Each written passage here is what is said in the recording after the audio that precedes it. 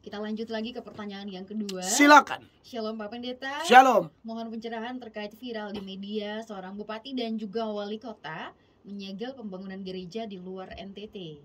Apakah sikap kita sebagai murid Tuhan Yesus? Sementara kita di NTT diminta toleransi bahkan memfasilitasi. Mohon pencerahan dari Bapak Pendeta. Saya baru dengar ini.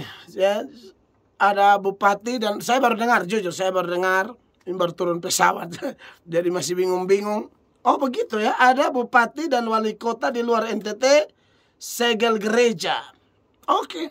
Nah ini yang saya ngomong di jawaban sebelumnya kan. Lalu kita di NTT ini diminta toleransi, jaga. Lihat aja kita ini, aneh bin ajaib. Kita yang mayoritas Kristen Katolik di NTT, kita disuruh jaga. Lalu itu setan di luar sana, mereka bikin kita pun gereja. Ini kan kurang ajar. Beta kalau dengar begini, beta punya darah tinggi. Benar, beta emosi. Maksudnya begini loh. Bagaimana tanggapan saya? Nah orang-orang ini saya berharap nanti ini video saya posting. Saya berharap yang saya hormati Bapak Presiden, tolong kasih pecat itu pejabat-pejabat intoleran, pengaco bangsa seperti itu. Ya. Nah ini yang saya contohkan, kadang-kadang ada orang jenis begini. Saya tidak tahu dia siapa. Pokoknya menurut saya ini pejabat, siapapun dia dipakai setan. Bikin kacau ini negara.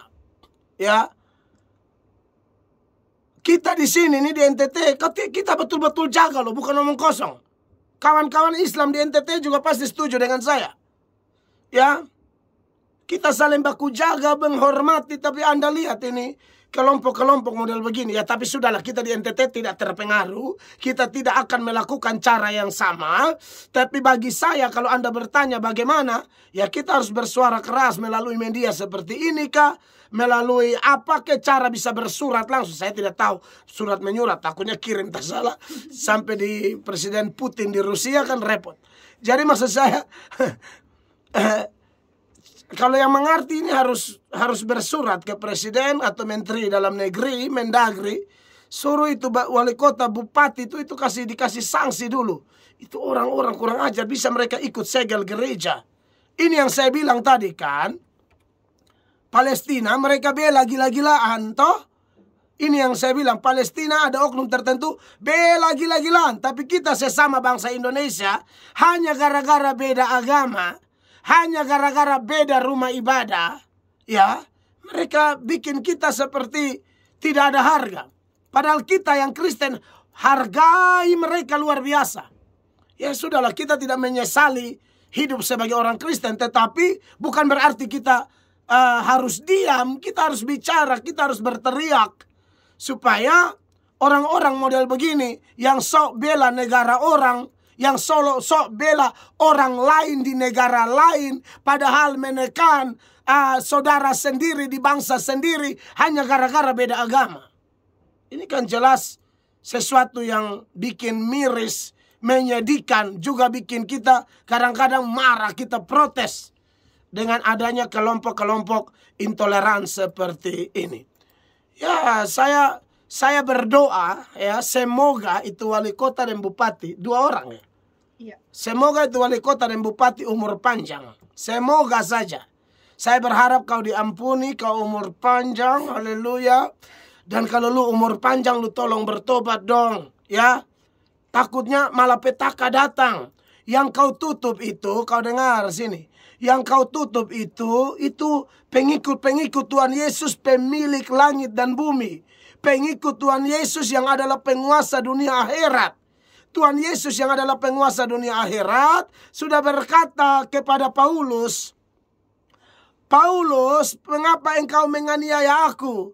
Paulus tidak pernah menyentuh Yesus secara langsung, tapi dalam Kisah Para Rasul pasal 9 ayat 1 dan seterusnya sampai ayat 5 ada pengalaman Paulus didatangi oleh Tuhan Yesus. Paulus yang mau menekan gereja akhirnya dihantam. Saya berdoa buat bupati dan wali kota itu, semoga nasibmu seperti Paulus. Kau ketemu Yesus lalu kau bertobat. Tapi ada juga Orang-orang yang model begitu akhirnya celaka, mati, hancur. Saya berharap kau jangan celaka, mati, hancur. Itu harapan saya.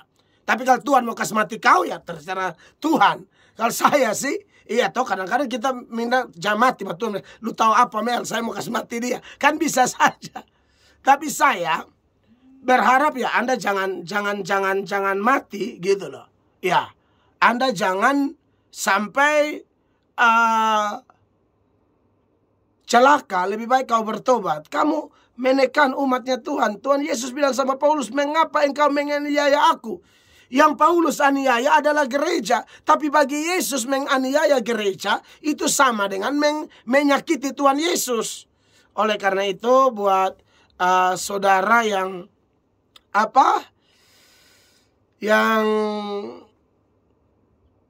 wali kota dan bupati itu harus ditegur. Tapi saya juga berdoa semoga Tuhan selamatkan dia dan bertobat ya. Itu sih respon saya. Tapi kita di NTT kita bikin apa? Lalu kita juga tutup masjid-masjid.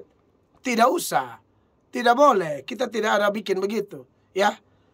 Kita punya orang Islam sini, kita saudara juga kok.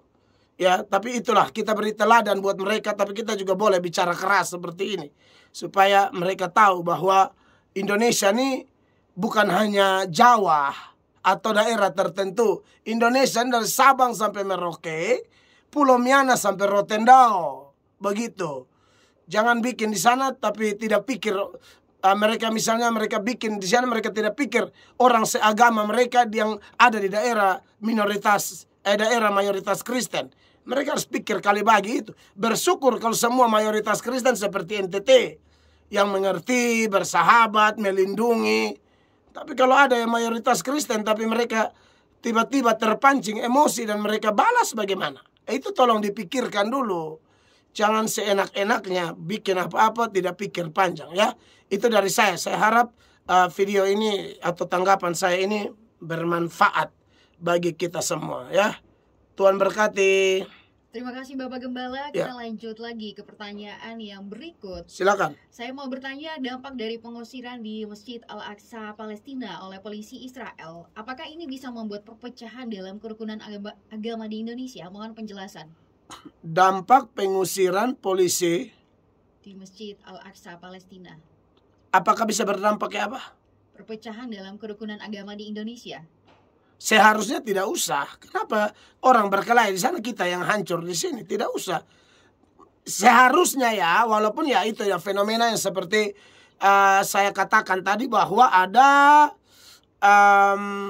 orang-orang yang lebih Palestina dari Palestina atau lebih Israel dari Israel, gitulah ya. Yang saya maksudkan lebih Palestina dari Palestina itu seperti yang saya bilang tadi, dia tidak mengerti orang Palestina sendiri, tidak semua. Mungkin ada sekelompok orang di dalam masjid itu yang mengalami itu ya, pengusiran segala macam. Dan kita juga tidak tahu menahu pengusiran itu terjadi gara-gara apa. Ya, siapa yang mulai?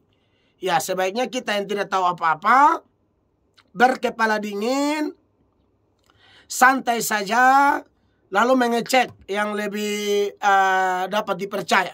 Kalau saya sendiri punya informasi menurut versi yang saya pergi ke Israel.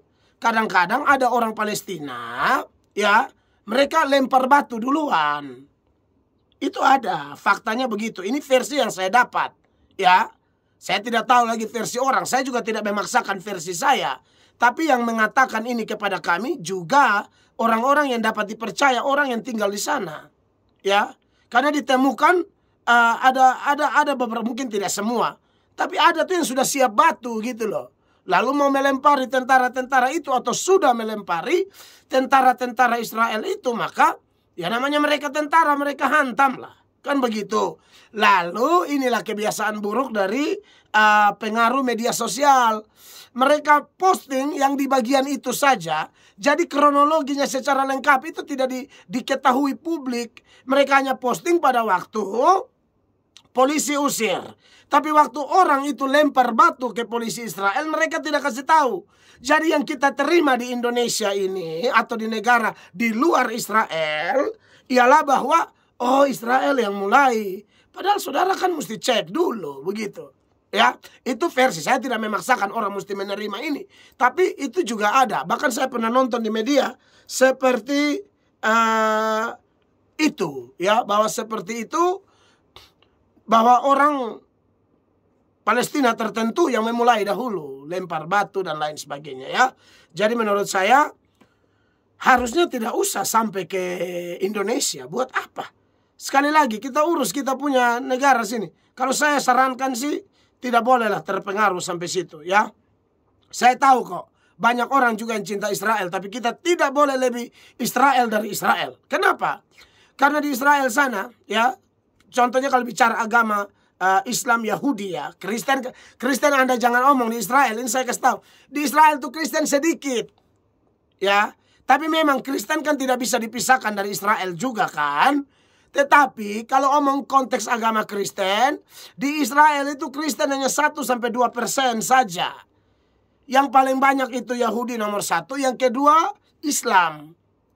Nah, orang Yahudi dan orang Islam di Israel, orang Islam yang warga negara Israel, itu aman-aman saja kok. Seperti yang saya pernah bilang di video sebelumnya bahwa ada tentara Israel beragama Islam. Dan dia pernah diwawancarai oleh Abu Janda. Siapa namanya satu tuh? Abu Janda, tidak yang Indonesia nih, orang Indonesia. Ya, Abu Janda ya kalau tidak salah ya. Abu Janda itu pernah mewawancarai tentara Israel agama Islam. Jadi mereka bilang peperangan antara atau konflik antara Israel Palestina itu tidak ada hubungan dengan agama, tidak ada. Ya, tidak ada agama-agama di situ, itu murni wilayah negara aja. Kok kita repot. Kalau tidak tahu apa-apa makanya belajar cari tahu yang lebih baik gitu. Lalu Indonesia tidak usah terpengaruh karena masalah di Indonesia saja ada banyak. Lebih baik kita fokus di Indonesia sini. Buat apa urus di luar sana? Ya, kita berdoa saja supaya kalau bisa ada jalan tengah, ada titik terang. Kalau memang Tuhan izinkan Palestina mau merdeka, ya silakan, kehendak Allah. Tapi berdoa saja, urus saja Indonesia. Begitu ya. Itu respon saya. Tuhan berkati. Terima kasih.